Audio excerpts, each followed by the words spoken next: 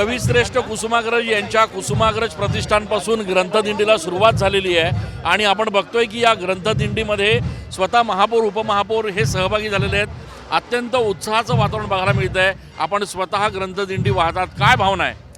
खूप आनंदाचं वातावरण आहे। खरं तर कुसुमाग्रजांचं गाव आहे नाशिक आणि आज त्यांच्या जयंतीनिमित्त त्यांचा वाढदिवस हा अशा पद्धतीने आपण साजरा करतोय। मराठी भाषा दिवस आहे।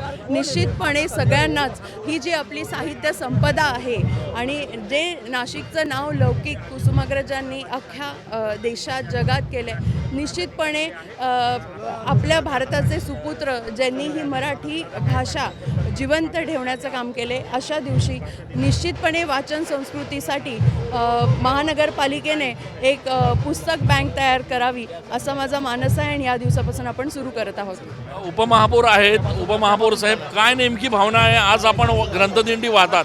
खरं तर 112वी जयंती कुसुमाग्रज 114वी जयंती आपण या ठिकाणी साजरी करत आहोत आणि या जयंतीच्या निमित्ताने 4थं विश्व मराठी संमेलन या ठिकाणी होतं आहे। हे नाशिक करून मला अभिमान आहे आणि या भूमीचा कुसुमाग्रजांच्या जन्मभूमीचा उपमहापौर म्हणून या मला सार्थ अभिमान होतोय। सर्वांना मनपूर्वक शुभेच्छा, सर्व मराठी भाषिकांना शुभेच्छा देत आहेत महापौर आणि उपमहापौर।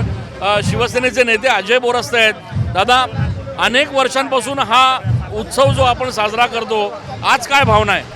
आजची भावना खरंच खूप आनंदाची आहे, कारण मराठी भाषेला अभिजात दर्जा मिळालेला आहे आणि एक वेगळा उत्साह आपण इथं बघतोय।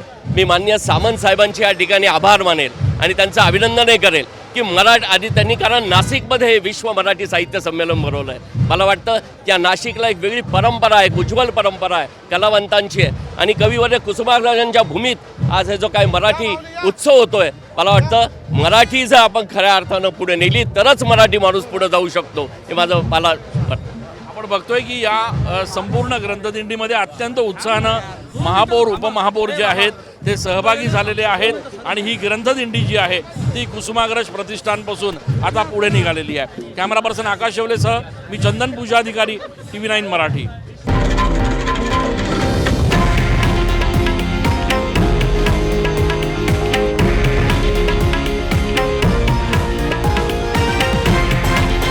हे आहे देशातील नंबर 1 न्यूज नेटवर्क आणि आपण पाहत आहात TV9 मराठी, एकमेव।